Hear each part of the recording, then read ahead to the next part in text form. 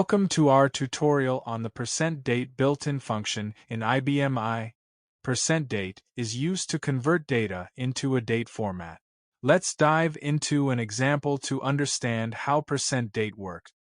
Here, %date converts data from character, numeric, or timestamp format to a data type.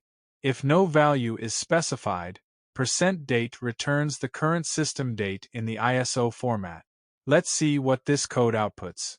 As here no value has been passed, output will be shown as current date is 2024-10-23. And in second statement, we are passing value as 102,224. Output will be shown as previous day date is October 22nd, 2024. And that's how %date can be used to manipulate and display dates in IBM I RPGLE programming. Stay tuned for more tutorials on IBM I and RPGLE programming. Thanks for watching our video on the built-in function %date by programmers.io.